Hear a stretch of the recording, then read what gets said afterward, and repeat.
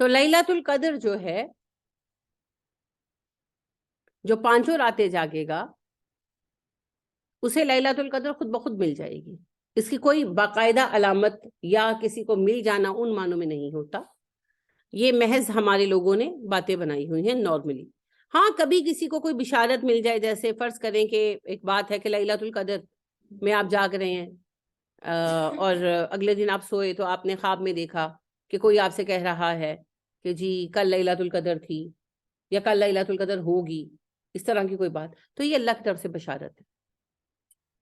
یا کہ آپ خود کہہ رہے ہیں، یعنی کہ خواب میں کوئی ایسی بات دیکھ لینا نا، آپ خود کہہ رہے ہیں کہ اچھا آج تو لیلۃ القدر ہے، تو یہ بشارت ہے اللہ کی طرف سے.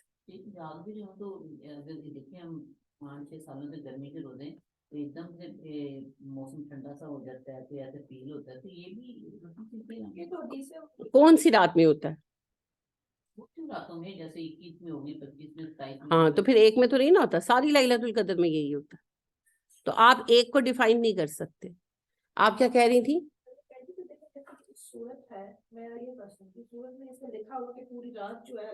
نہیں وہ بعد میں بھی. آپ حدیث کا کیا کہہ رہی تھی؟ کس حدیث میں؟ میں نے وجہ آپ کا سن کر ہی میں آپ کی طرف پلٹی ہوں. کس حدیث میں؟ نہیں لوگوں کی بات نہ کریں، آپ نے حدیث کہا ہے نا، آپ قرآن کی اسٹوڈنٹ بھی ہیں اور ٹیچر بھی. کس حدیث میں؟ میں آپ کو ہزاروں بار بتا چکی ہوں کہ یہ کوئی حدیث نہیں ہے. ایک بار نہیں، کتنے سالوں سے میں آپ لوگوں کو ریپیٹڈلی بتا رہی ہوں کہ یہ جو کہا جاتا ہے کہ جس رات لیلۃ القدر ہوتی ہے موسم خوشگوار ہو جاتا ہے، کتے بھونکنا بند کر دیتے ہیں، درخت سجدے کرتے ہیں، نہریں دودھ بن جاتی ہیں، یہ ساری باتیں فیک ہیں، یہ کوئی حدیث نہیں ہے. پھر آپ کہہ رہے ہو کہ حدیث ہے. نہیں لوگ نہیں کہتے. آپ نے جب انہوں نے کہا تو آپ نے کہا یہ تو حدیث میں بھی ہے. میں نے آپ کو ہاتھ کے سارے اشارے سے روک دیا. میں آپ کی استاد ہوں، آپ کی رگیں جانتی ہوں سب کی. یہ حدیث نہیں ہے، کیونکہ آپ 4 لوگوں کو بیٹھ کر بتاؤ گے، وہ آگے 10 لوگوں کو بتائیں گے، 40 لوگوں میں غلط بات جائے گی جو آلریڈی اتنے سالوں سے چل رہی. یہ صرف ہیئر سیز ہے، یہ کوئی حدیث نہیں ہے. ٹھیک ہے. باقی لیلۃ القدر میں یہ لوگوں کی اپنے اپنے تجربات ہیں. کسی بزرگ نے کہا کہ جی میں نے یہ دیکھا کہ لیلۃ القدر میں موسم خوشگوار ہوتا ہے. کسی بزرگ نے کہا کہ جی لیلۃ القدر میں نے نوٹس کیا کہ کتے نہیں بھونکتے. تو وہ اپنے اپنے تجربات ہیں اور وہ تجربات غلط سرے سے ہو سکتے ہیں. ٹھیک ہے، یہ کوئی حدیث نہیں.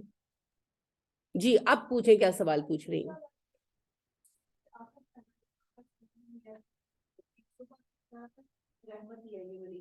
لیکن لوگ جب ہمارا چاہیے کی بات کریں تو لوگ کہتے تھے کہ وہ ایک ساتھ ہوتی ہے.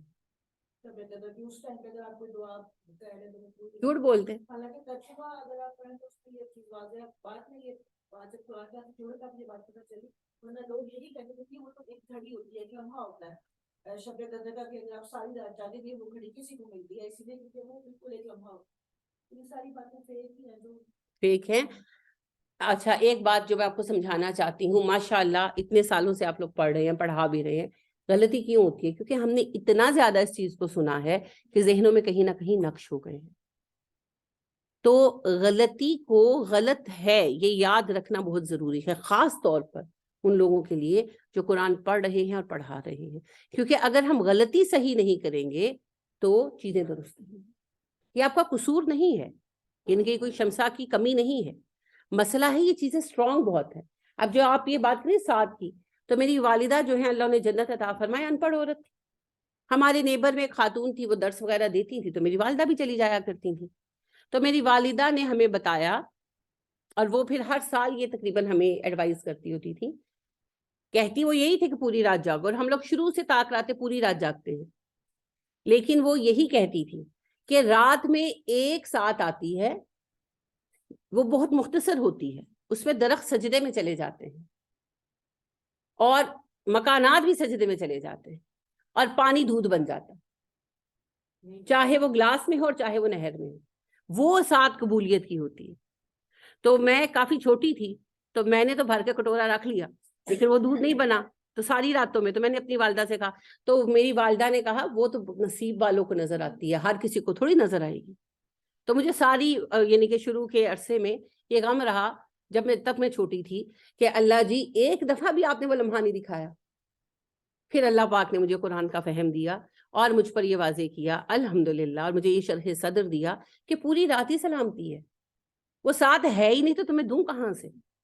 جو لیلۃ القدر میں کھڑا ہو گیا اسے لیلۃ القدر مل گئی۔ تو یہ اتنی عام باتیں ہیں، ظاہری بات ہے، ماں کی گود میں لیٹ کر جو باتیں سنی ہیں وہ کیسے بھولیں گی؟ تو وہ مجھے آج تک نہیں بھولتی، ہر لیلۃ القدر میں یاد آتی ہے، میں اس کو الحمدللہ سمجھ چکی ہوں، لیکن بھول نہیں سکتی کیونکہ وہ ماں کی کہی ہوئی باتیں ہیں نا۔ تو اسی طرح یہ چیزیں پکی ہو گئی ہیں، پختہ ہو گئی ہیں، پلٹ پلٹ کر واپس آتی ہیں۔ لہٰذا ہمیں یاد رکھنا ہے کہ ایسا کچھ نہیں ہے۔ ہمارا رب فرما رہا ہے تنزل الملائکۃ والروح فیہا باذن ربہم من کل امر، اس رات میں فرشتے اترتے ہیں اور جبرائیل امین خود اترتے ہیں اپنے رب کے حکم سے ہر کام کے لیے۔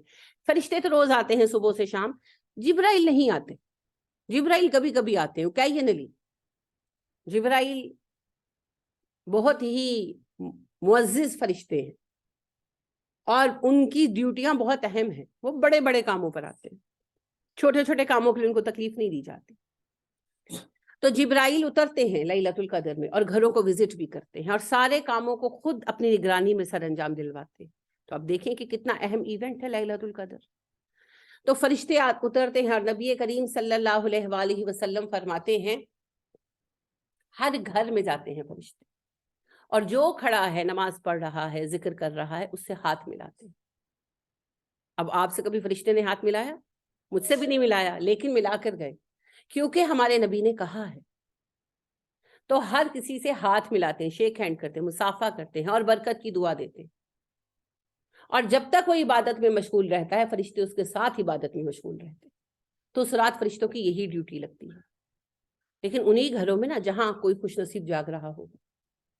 تو اگر آپ کے حیض بھی آئے ہو نا تو جاگیں، نماز نہیں پڑھ سکتے نا، دعائیں پڑھیں، استغفار کریں، اس پہ تھوڑی پابندی ہے۔ ویسے تو قرآن پر بھی پابندی نہیں ہے، لیکن جو حنفی فقہ کو فالو کرتے ہیں اور نہیں قرآن پڑھنا چاہتے تو چلے دعائیں تو پڑھ لیں نا، مستون دعائیں، درود پاک، اذکار، ان میں تو پابندی نہیں ہے، وہ کریں۔ اس رات کو ضائع کرنا بے وقوفی ہے، بہت بے وقوفی ہے۔ لہٰذا جبرائیل علیہ السلام باقاعدہ خود نگرانی کرتے ہیں اس رات میں اور فرشتوں کو ہر طرف بھیجتے ہیں، اور فرشتے بھی حسرت کرتے ہیں اس گھر پر جہاں لوگ سوئے پڑے ہوتے کہ کتنے بے وقوف ہیں، ایسے وقت پر بھی سو رہے ہیں۔ یہ رات بھی سونے کی رات ہے ان کے لیے، تو یہ نہیں سونا۔ بچوں کو شروع سے عادت ڈالیں، چھوٹے ہوتے سے۔ ہماری امی نے ہمیں ایسی ڈالی تھی، اب اللہ میری بچی جو عائشہ ہے میری بہو، اللہ ان کو برکت دے، اس نے اپنے بچوں کو اسی طرح ڈالی ہے، کیونکہ اگر ماں کوآپریٹ نہ کرے تو دادیاں نہیں کر سکتی، تو وہ یہ ہوتا ہے کہ وہ رات کو جاگتی رہتی ہیں جب تک جاگ سکیں، چھوٹی ہیں، لیکن یہ پہلے نور تھی تو نور تب تک نہیں سوتی تھی جب تک اس کے ساتھ لیٹ نہ جاؤ، تو وہ میں اور عائشہ دونوں پڑھ رہے ہوتے تھے تو پھر وہ بھی بیٹھی رہتی تھی، تو اس کو ہم تسبیح پکڑا دیتے تھے، لا الہ الا اللہ پڑھو، تو پڑھتی رہتی تھی۔ اب تو نور ماشاءاللہ ہمارے ساتھ پراپر پڑھتی ہے، اور پھر یہی مرحا کا رہا اور یہی امامہ کا، تو وہ رات کو جاگتی ہیں، پھر وہ صبح بتاتی بھی ہیں میں نے یہ تسبیح پڑھی تھی، میں نے یہ بھی تسبیح پڑھی تھی، مجھے کتنی نیکیاں ملی ہوں گی، کتنے سٹارز ملے ہوئے، چھوٹی ہیں ابھی، لیکن یہ ہے کہ شعور بن رہا ہے نا، تو وہ پھر انشاءاللہ ساتھ چلے گا ساری عمر۔ اور ایک چیز میں نے یہ دیکھی ہے کہ جنہیں بچپن میں عادت نہ ڈالی جائے، بڑے ہو کر اللہ شوق دے دے تو دے دے، ورنہ پھر وہ نہیں پڑھتے، وہ نہیں پڑھتے۔ تو بچپن میں عادت ڈالے، وہ پھر ہڈوں میں پڑ جاتی ہے، وہ نہیں پھر جاتی انشاءاللہ۔ تو لیلۃ القدر کی راتیں سونے کے لیے نہیں ہیں، جاگنے کی راتیں۔ آپ کے گھر بڑے معزز مہمان آتے ہیں اور آپ کو سویا دیکھ کر واپس لوٹ جاتے ہیں، تو ان راتوں میں نہیں سونا۔ ہاں تھوڑی دیر کوئی سو جائے، جیسے جو بزرگ ہوتے ہیں یا بعض لوگ پیشنٹ ہوتے ہیں یا بعض لوگوں کا کام مشکل ہوتا ہے یا گھر کی ذمہ داریاں، تو وہ ساری رات مسلسل نہیں جاگ پاتے، 2-3 گھنٹے سو جاتے ہیں، تو وہ حرج نہیں ہے، وہ یہاں پر کاؤنٹ نہیں ہو رہا، کیونکہ فرشتے تو مغرب کے بعد ہی آ جاتے ہیں نا، تو ان کو بھی پتا اچھا یہ انسان ہے، میں فرشتہ ہوں، وہ جانتے ہیں، تو وہ اس کو پتا ہے، فرشتوں کو پتا ہوتا ہے۔ جب ہم پلان کرتے ہیں نا، الارم لگاتے ہیں، یا ہم ساتھ والے کو کہتے ہیں اچھا میں 2 گھنٹے سونے لگی ہوں، مجھے اٹھا دینا، تو ان کو پتا ہوتا ہے اچھا سے 2 گھنٹے بعد اٹھ جانا ہے، وہ انتظار کرتے ہیں۔ تو وہ خود پر ظلم نہیں کرنا، تھک گئے ہیں کچھ دیر سو جائیں، लेकिन गफलत की नींद नहीं सोनी, पूरी रात नहीं सोनी। ठीक है, हर काम के लिए उतरते हैं जी फरिश्ते। लैलतुल कदर की रात, लैलतुल कदर की रात फैसलों की रात। अब आप फर्क कर लें, ये जो कहते हैं ना शब्बे बारात की 15वीं को फैसले होते हैं, पहली बात तो 15वीं की कोई खुसूसियत नहीं। हाँ, शाबान के महीने में एनुअल आमाल नामे जमा करवा दिए जाते हैं। कॉमन सेंस की बात है, सोचे आपके बैंकों की क्लोजिंग होती है दिसंबर में, तो उनको नई रिजीम कब मिलती है? जनवरी में। ऐसे ही है ना, तो हमारे अमाल नामे सबमिट करवा दिए जाते हैं शाबान में, तो फिर अगले साल किसके साथ फरिश्तों का क्या मामला चलना है, वो ड्यूटियां तकसीम हो जाती हैं रमजान में। तो रमजान में लैलतुल कद्र पर सब फरिश्तों को उनकी ड्यूटियां तकसीम कर दी जाती हैं। लिखा नहीं जाता, वो लिखा जा चुका है। इब्ने अब्बास रजी अल्लाह ताला अन्हु कहते हैं, मैं नबी करीम सल्लल्लाहु अलैहि वसल्लम के साथ सवार था गधे पर या खच्चर पर। आपने मुझे कहा, प्यारे बच्चे सुनो, जब भी मदद मांगो अल्लाह से मांगो, जब भी दुआ करो अल्लाह से करो, जब भी सवाल करो अल्लाह से करो। और है प्यारे बच्चे, याद रखो, अगर सारी दुनिया तुम्हें नफा देना चाहे तो उससे ज्यादा नहीं दे सकती जितना के अल्लाह ने लिख दिया, और सारी दुनिया तुम्हें नुकसान देना चाहे तो उससे ज्यादा नहीं दे सकती जितना अल्लाह ने लिख दिया। और प्यारे लड़के याद रखो, तकदीर लिखी जा चुकी है, कलम उठाया जा चुका है, स्याही खुश्क हो चुकी। तो हमारे लोग जोशे बयान में बात कर देते हैं, लिहाजा किसी बयान में किसी साहब ने कहा कि सारे फैसले ये लैलतुल कदर में होते हैं। उस पर एक साहब और ने ये एतराज किया कि लैलतुल कदर में होते हैं तो लिखी हुई तकदीर है उसका क्या। तो फिर किसी ने मुझे क्वेश्चन भेजा, दोनों के बयानात भेजकर। मैंने कहा ये तो मौलवियों की लड़ाई है, एक से स्लिप ऑफ टंग हो गया, दूसरे ने पकड़ लिया। असल में ये कोई इख्तिलाफ है ही नहीं, तकदीर लिखी जा चुकी है, मगर वो तकदीर अल्लाह के इल्म में है। किताबे महफूज तक किसकी अप्रोच है? किसी की भी नहीं, जिब्राइल की भी नहीं, कोई नहीं जानता, वो अल्लाह की किताब है। अल्लाह उसके मुतल्लिका अहकाम जिब्राइल को देते हैं एनुअली। अब वो जिब्राइल अलैहिस्सलाम जो है वो फिर फरिश्तों की ड्यूटियां लगाते हैं।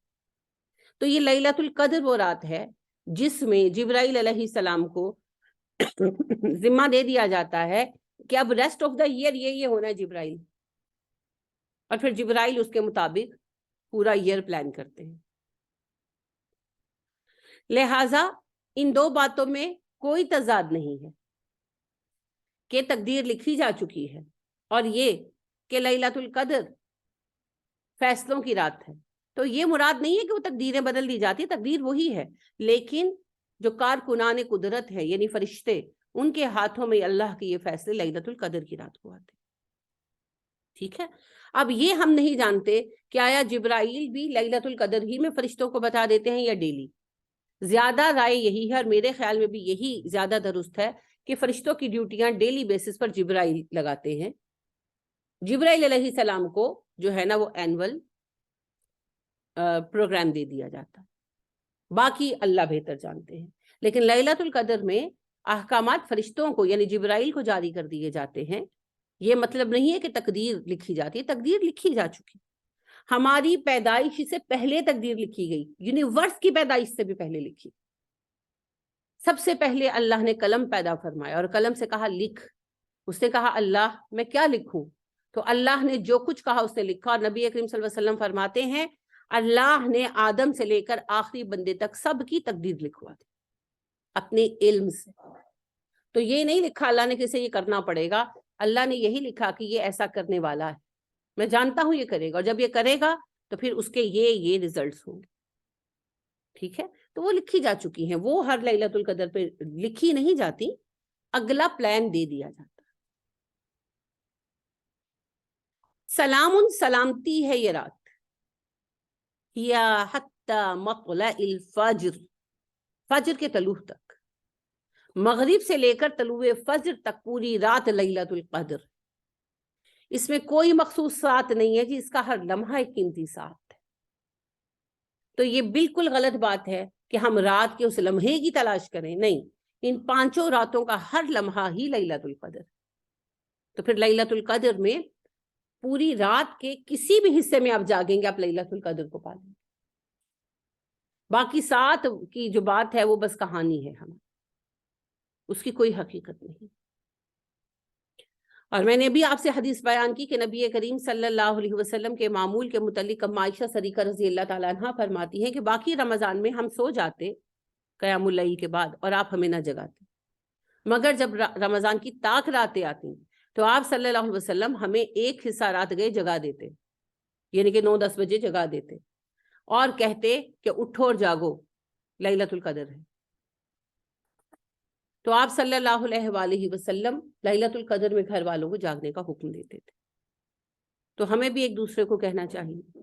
اب تھوڑا سا بدقسمتی سے معاملہ الٹ ہے کہ بندے نہیں ہلتے، تو ان کو کہیں، محبت سے کہیں، پیار سے کہیں، اور ان کے لیے دعا مانگیں کہ اللہ اس دفعہ میرے میاں کو لیلۃ القدر میں جاگنے کی توفیق دینا، میرے بیٹوں کو دینا. جو نہیں سنتا تو ان کو پھر کہیں اٹھائیں، پوری رات نہ جاگے، گھنٹہ جاگ لے، 1 گھنٹہ، کیونکہ اللہ نے یہ نہیں کہا نا پوری رات جاگنا ہے.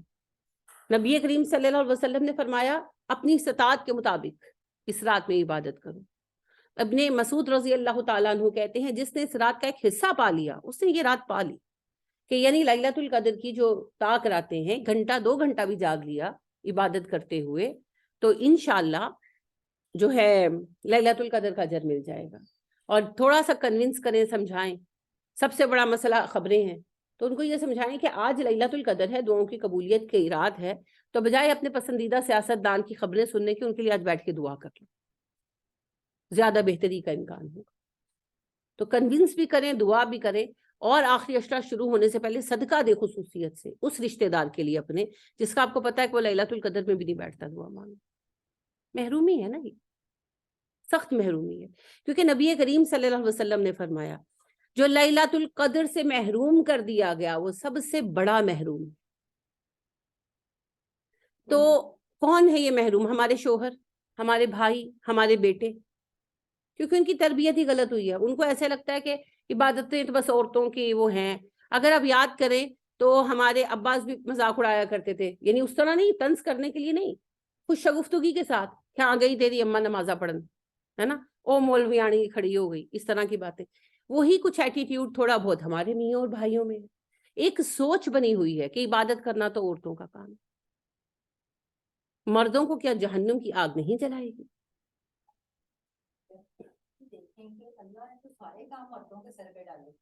ہاں، سارے نبی ہی مرد اٹھائے. پتہ ہے کیا، نسلوں سے ان کی تربیت ایسی ہو رہی ہے. میں اپنا بچپن یاد کرتی ہوں تو میں یہ دیکھتی ہوں کہ بھائی جو ہے وہ میچ دیکھ رہے ہوتے تھے، اور جیسے گھر میں ہمارے قرآن خوانیاں تو نہیں ہوتی تھیں، ختم ہوتا تھا. میری والدہ، میرا ننیحال گولڑا سے بیت ہے، سارا پشاور کے ہیں نا، تو گولڑا والوں نے 1-2 وظیفے، خیر یہ اچھا ہے کہ وظیفہ غلط کوئی ایسا نہیں تھا، ایاک نعبد و ایاک نستعین. تو وہ یہ ہوتا تھا کہ 25,000 دفعہ ہر مہینے پڑھتے تھے نا، پہلی جمعرات کو، 9 چنڈی جمعرات کو 25,000 دفعہ پڑھا جاتا تھا. تو وہ ہم لڑکیاں ساری، میں، میری بہنیں، میری خالہ کی بیٹیاں، میری خالہ، میرے ماموں کی بیٹیاں، اور خالہ کا تو خیر بیٹا نہیں تھا، تو ماموں کے بیٹے، بھائی میرے دوسرے کمرے میں بیٹھ کر دروازہ بند کر کے تو وہ میچ دیکھ رہے ہیں، کیرم کھیل رہے ہیں. ٹی وی کا اتنا ہمارے گھر میں کسی کو شوق نہیں رہا، میری والدہ نے سختی رکھی، لیکن میچ دیکھتے تھے. تو میچ دیکھ رہے ہیں اگر ہے، ورنہ کیرم کھیل رہے ہیں، کچھ نہیں ہے تو چھت پہ جا کے پتنگ اڑا رہے ہیں. تو ہم لڑکیاں بیٹھ کے پڑھ رہی ہیں. اب یہ چینج الحمدللہ جب ہم بڑے ہوئے، شعور آیا، اب گھر میں چینج ہے. اب جیسے بھائی بھی باقاعدہ بیٹھ کر پڑھتے ہیں سپارہ وغیرہ، اس طرح اب باقاعدہ عبادت کرتے ہیں. نمازیں تب بھی پڑھتے تھے لیکن اس طرح میں تصور نہیں تھا. کوئی فوت بھی ہو گیا تو ہم بچیوں کو بٹھا دیا جاتا تھا اور لڑکے پھر رہے. تو وہ پھر وقت کے ساتھ ساتھ سمجھ آئی، الحمدللہ سمجھ آ گئی. تو یہ اس کی وجہ سے ان کو لگتا ہے کہ یہ عبادت ہمارے لیے نہیں ہے. لیکن نہیں جی، نبی کریم صلی اللہ علیہ وسلم کا یہ جملہ بہت سخت ہے. کیا فرماتے ہیں؟ بدبخت وہ ہے، محروم وہ ہے جو لیلۃ القدر سے بھی محروم رہا. کہ لیلۃ القدر میں بھی اللہ نے اسے اٹھنے کی توفیق نہیں دی. تو پھر کون ہے یہ؟ ہمارے اپنے ہیں نا. تو پھر پتہ ہے کیا کریں, آخری عشرے سے پہلے خصوصی صدقہ دیں. اور وہی بات ہے, ضروری نہیں ہے کہ صدقہ آپ 5,000 روپیہ نکال کر دیں گے تو ہوگا, کچھ بھی ہو سکتا ہے, کچھ بھی, اینی تھنگ. اور یہ کہیں کہ اللہ جی جو گھر میں ہے, میاں ہے, بچہ ہے, یہ نہیں اٹھتا نا, ان کو اٹھا دیں, ان کو محروم نہ رکھنا. نفل حاجت پڑھ کے ان کے لیے دعا کریں, رمضان کی باقی راتوں میں دعا کریں, افطاری کے وقت کی دعا قبول ہوتی ہے, کریں. ٹھیک ہے, تو اللہ پاک جو ہے نا محروم نہ رکھے ہمارے شوہروں کو. خاص طور پر ساری دیکھیں نعمتیں ہمیں کون لا کر دیتا ہے, ہمارے شوہر, اور اتنا کچھ کر کے وہ محروم رہ جائیں, اللہ نہ کرے. اور اس رات سے پہلے کرنے کے کچھ اہم کام ہیں. اس رات سے پہلے دل صاف کر, کیونکہ نبی اکرم صلی اللہ علیہ وسلم نے فرمایا کہ قاطع رحم معاف نہیں کیا جاتا اس رات. تو ناراضگی ہے تو صلح کر لیں, کوئی معاملہ بگڑا ہوا ہے سنوار لیں. ماں باپ کا نافرمان معاف نہیں کیا جاتا, تو اگر کسی کی کوئی ناراضگی چل رہی ہے تو معافی مانگ لیں. اب ماں باپ میں اپنے ماں باپ بھی ہیں, ساس سسر بھی ہیں, تو اگر کوئی مسئلہ ہے کسی کا تو معافی مانگ لے, کوئی فرق نہیں پڑے گا. ماں باپ جلدی معاف کر دیتے ہیں. اور اگر کسی کے ماں باپ ہیں ذرا اریٹیٹنگ, ہوتے ہیں نا, بوڑھے ہو کر بعض لوگ ہو جاتے ہیں, جیسے حفصہ کی والدہ جو ہیں وہ بوڑھی ہو گئی ہیں تو وہ اکثر ناراض رہتی ہیں بچوں سے. بڑھاپا ہو جاتا ہے بھائی, بڑھاپے کی وجہ سے پتہ نہیں بوڑھے ہو کر ہمیشہ ہی سخت ہو جائے, کیا پتا. تو وہ کوئی بات نہیں, کوئی بات نہیں, ماں باپ کو راضی کر نہیں کر پاتے نا, اور وہ ظاہری بات ہے اسٹیمنا بہت کم ہو جاتا ہے, عقل بھی کم ہو جاتی ہے. یعنی کہ جیسے کرن جو ہے وہ مجھے ایک دن بتانے لگی کہ ان کے والد جو ہے نا شوگر ہے, بہت شدید شوگر ہے, اور بہت زیادہ شوگر کی وجہ سے بیمار ہے, تو پرہیز کرانا ہوتا ہے. تو وہ ضد کرتے ہیں مجھے میٹھا لا کے, مجھے میٹھا, اور نہیں وہ لاتے تو بد دعائیں دیتے ہیں بھائی کو. تو کہنے لگی اور تو کچھ نہیں, تو وہ کہتا ہے ان کی بد دعاؤں سے میرا دل پریشان ہوتا ہے. میں نے کہا وہ نہیں لگتی, وہ بیمار ہے, ان کو بیماری میں کریونگ ہوتی ہے, تو اس وجہ سے ہوتا ہے, ان کی بد دعائیں نہیں لگتی. تو مقصد یہ ہے کہ وہ بیچارے مجبور ہو جاتے ہیں, ان کا دماغ کام نہیں کرتا, برداشت ختم ہو جاتی. تو اس کا کوئی حل نہیں, تو لہٰذا ان کے ساتھ شفقت کے ساتھ پیش آئیں, اور اگر وہ ناراض ہے تو ان کو منا لیں. یہ چھوڑ دیں بات کہ وہ حق پر ہیں کہ باطل پر ہیں, ڈزنٹ میٹر, کوئی فرق نہیں پڑتا. حق و باطل سے آگے ایک لیول ہے نا, احسان, اس کو پانے کی کوشش کریں. اگر کوئی جادو میں ملوث ہو تو توبہ کریں. اٹ ڈزنٹ مین کہ آپ ملوث ہیں, سب کے لیے ہے نا بات. اگر کوئی جادو میں ملوث ہو تو توبہ کرے, کیونکہ جادو کروانے والے کی توبہ بھی, دعا بھی لیلۃ القدر میں قبول نہیں ہوتی. توبہ ہمیشہ قبول ہو جاتی ہے, دعا قبول نہیں ہوتی. تو استغفار کریں اگر ایسا گناہ کبھی زندگی میں کر لیا. مشرک کی دعا قبول نہیں ہوتی, تو اگر کوئی شرک لاحق ہے تو اس سے جان چھڑائیں. اب شرک کیا ہے؟ اللہ کے ساتھ کسی کو شریک بنانا. اب اس کے اندر ایک تو شرک ظاہری ہے, اور دوسرا شرک خفی ہے, ریاکاری. اور پھر شرک کی کئی شکلیں ہیں چھوٹی موٹی جن کو ہم شرک نہیں مانتے یا سمجھتے, جیسے ستاروں کا حال پتہ کرنا, بچوں کی شادیوں میں ستارے ملوانا, ہاتھ وغیرہ دکھانا, اور مستقبل کا حال پتہ کرنے کی کوشش کرنا, فال نکالنا, اور سعد نحس پتھر پہننا, سعد نحس نمبر, سعد نحس جو ہے وہ کلرز وغیرہ, دن وغیرہ, یعنی کہ نحوست کا شگن لینا, اچھا برا شگن لینا. تو یہ جو ہے یہ سب شرک کی شکلیں ہیں. کسی غیر اللہ سے دعا مانگنا شرک ہے. تو شرک کے سارے راستے چھوڑ دیں. اگر کسی چیز میں ملوث ہیں انجانے میں یا ماضی میں کر چکے, جیسے فرض کریں ایک بات ہے کہ بچے کی شادی کی 2 سال پہلے علم نہیں تھا, ستارے ملوا لیے, اب تو جو ہونا تھا وہ ہو گیا, اب پھر اس پہ استغفار کریں, کھڑے ہوں, نماز توبہ پڑھیں, معاملہ ختم کر لیں, تاکہ اللہ سبحانہ و تعالیٰ اس رات میں ہماری دعائیں قبول کرے. تو لیلۃ القدر بنیادی طور پر ہر کسی کے لیے معافی کی رات ہے, اور سب کی دعائیں قبول ہوتی ہیں. بتا بھی دیا میں.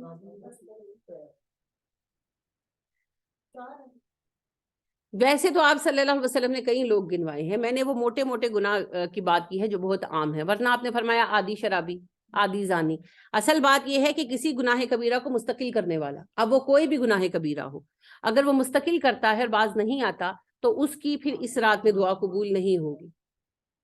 اس کے علاوہ پھر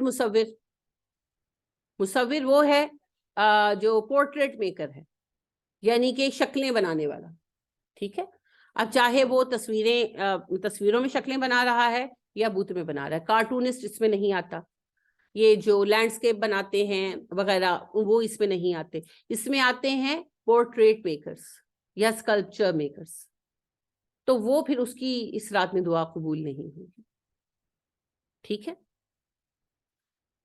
تو ایک بار کسی نے یہ کہا مجھ سے کہ اللہ کا نام بھی تو المصور ہے. ہاں اللہ بناتے ہیں. دوسری بات ہے کہ اللہ کا نام تو متکبر بھی ہے، مگر تکبر تو حرام ہے ہم پر. تو اللہ کو بہت کچھ شایان ہے جو ہمیں شایان نہیں.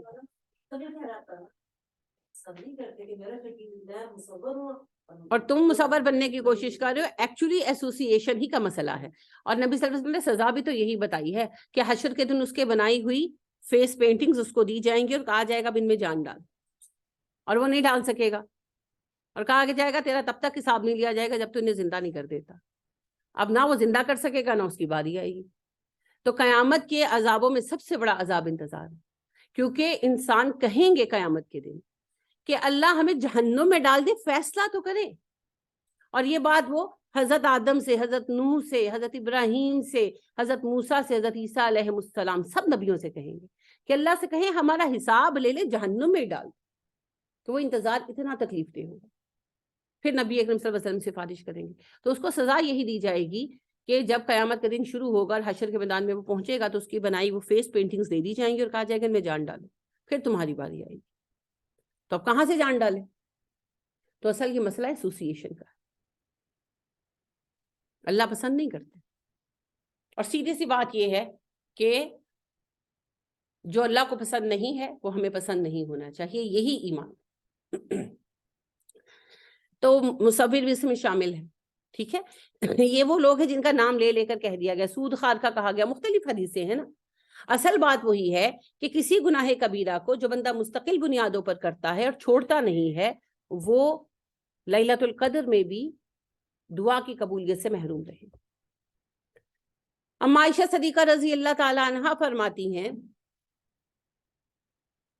میں نے نبی کریم صلی اللہ علیہ وسلم سے سوال کیا کہ اللہ کے نبی جب میں لیلۃ القدر پاؤں تو میں کیا دعا کروں، پھر میں لیلۃ القدر میں جاگوں تو کیا دعا کروں؟ آپ سب کو آتی ہے. اللہم انک عفو کریم تحب العفو فاعف عنی.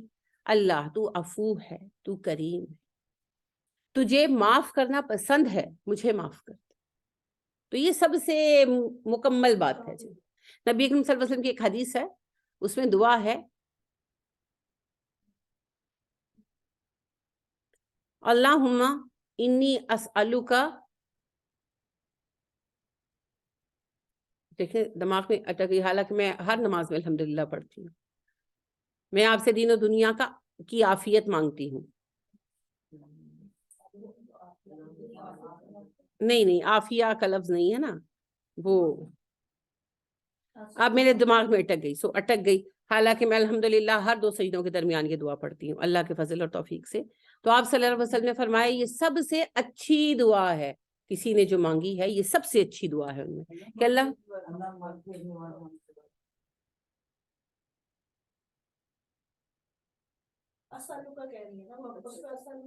الگ دعا آپ کہہ رہی ہوں. یہ تو دو سجدوں کے درمیان کی دعا ہے، یہ تو یہ تو ہم سب پڑھتے ہیں. وہ دعا میں ساتھ پڑھتی ہوں کیونکہ نبی صلی اللہ علیہ وسلم نے فرمایا سب سے اچھی دعا جو کسی نے مانگی روئے عرض پر وہ یہی ہے.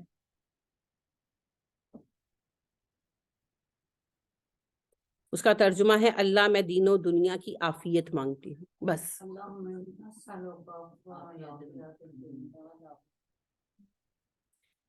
عربی اس کا ٹیکسٹ میرے ذہن میں اٹک گیا ہے، یاد آئے گا تو میں بتا دوں گی. تو یہ جو دعا ہے کیوں آپ نے بہترین قرار دی؟ کیونکہ اس میں عفو جو ہے اللہ کی مانگی گئی اور عافیت مانگی. عفو اور عافیت جو ہے یہ بہترین ہے، نہیں ایک نہیں ہے. عفو معافی کا نام ہے عافیہ سلامتی ہے، لیکن بات یہ ہے کہ معافی مل جانا اور سلامتی مل جانا یہ بہترین چیزوں میں سے۔ اب لیلۃ القدر جیسی عظیم رات میں بھی اللہ سبحانہ و تعالیٰ کہ حضور اللہ کے نبی صلی اللہ علیہ وسلم جو عرض پیش کرنے کی بات کر رہے ہیں وہ عفو ہے۔ معاف کر دینا جو ہوتا ہے نا، یہ مٹا دینا ہوتا ہے۔ میں نے پہلے بھی آپ سے عرض کیا تھا کہ معاف کرنے کا مطلب ہوتا ہے مٹا دینا، اریز کر دینا۔ تو جب اللہ نے کسی کا گناہ اریز کر دیا تو اللہ کا کھاتا ہے، بنیے کا کھاتا تو ہے نہیں کہ دوبارہ اللہ پھر مٹایا ہوا نکال لیں گے کہ تو اے کیتا سی۔ جو مٹا دیا وہ ختم ہو گیا اللہ کے کھاتے میں، اس کا پھر انشاءاللہ حساب نہیں ہوگا۔ ٹھیک ہے، تو لہٰذا اللہ سبحانہ و تعالیٰ ہمیں برکتیں عطا کرے، آسانیاں عطا کرے، اور ہمیں روزوں کی حفاظت کی توفیق دے۔ ایک اہم بات جو میں بھی نوٹس کر رہی تھی، ایک تو ویسے ہی میچ وغیرہ دیکھنا ویسٹ آف ٹائم ہے، کرکٹ میچ، اور ابھی تو جوا ہے جو پی ایس ایل ہو گیا ہے، اس پر تو باقاعدہ بیٹنگ ہے، تو وہ تو جوئے کو سپورٹ کرنا ہے، تو وہ تو اول درجے کا حرام ہے نا۔ تو اب جب پی ایس ایل کے میچ ہوں گے رمضان میں بھی، تو پھر ہمارے بچے بیٹھ کر دیکھیں گے تو کیا ہوگا؟ تو یہ ان کو سمجھائیں۔ ایک تو پہلے ہی میں تو پہلے ہی خلاف ہوں کہ کھیلتا کوئی ہے، اچھلتے تم ہو، ٹائم ویسٹ ہوتا ہے، اور مومن سب سے زیادہ وقت کے بارے میں فکر مند ہوتا ہے، اور اب تو بیٹنگ کی وجہ سے جوا بن گیا اور جوا حرام۔ جی کہیے، آپ کیا کہہ رہی ہیں؟ مجھے سمجھ نہیں آتی، ہوتے اپنی ٹیم سے تو یہ ایسے پاگل ہوئے بچے ہوتے ہیں، دیکھ لیتے ہیں، اس میں بھی پاکستانی لڑکیاں ہیں، دوسری ٹیم میں بھی پتہ نہیں کیا دیکھ رہے ہوتے ہیں، وہ تو دوسرے انٹرنیشنل میچ دیکھ رہے ہوتے ہیں، کوئی اور سمجھ آتی ہے بعد میں دوسرے ملکوں کی ٹیم میں، اپنے لڑکے اپنے بنائے ہوئے انہوں نے پشاور زلمی، تو یہ تو وہ بس یہ بات کیا ہے؟ بات ہے یہ سارے فتنے ہیں اور یہ بڑھتے جا رہے ہیں، تو ان سے رکنے کے لیے، ان سے بچنے کے لیے ہمیں سٹیپ اٹھانے ہوں گے، اپنے بچوں کو مضبوط کرنا ہوگا۔ اللہ ہمیں اس کی توفیق عطا فرمائے۔ رمضان میں خیر سے انشاءاللہ روزے ہیں، آپ سب نے رکھنے ہیں، ابھی سے اس کی تیاری کریں، اس کے لیے دعا کریں، صدقات کریں، اللہ سے برکت مانگیں، دعاؤں میں ایک دوسرے کو یاد رکھیں، کیونکہ رمضان کس کا مہینہ ہے؟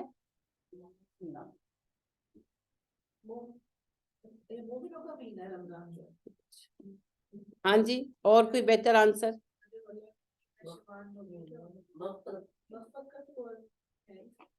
رمضان رواداری کا مہینہ ہے، نبی کریم صلی اللہ علیہ وسلم نے فرمایا رمضان کا مہینہ رواداری کا مہینہ ہے، بھائی چارے کا مہینہ ہے، کہ اگر آگے پیچھے مٹھے بنے بھی ہوئے ہیں تو رمضان میں بہتر ہو جاؤ ایک دوسرے کے ساتھ۔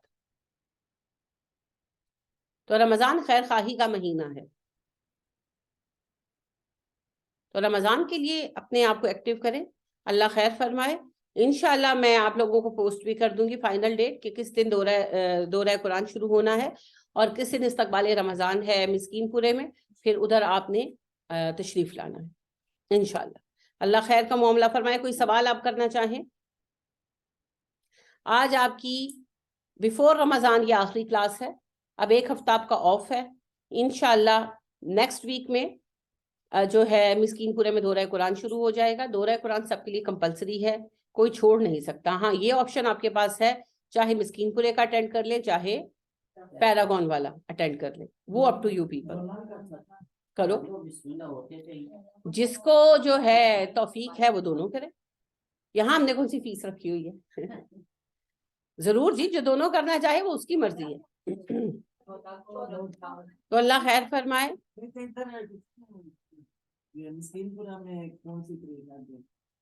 میں آپ کو بتا دوں گی، ہاں صحیح کیا آپ نے،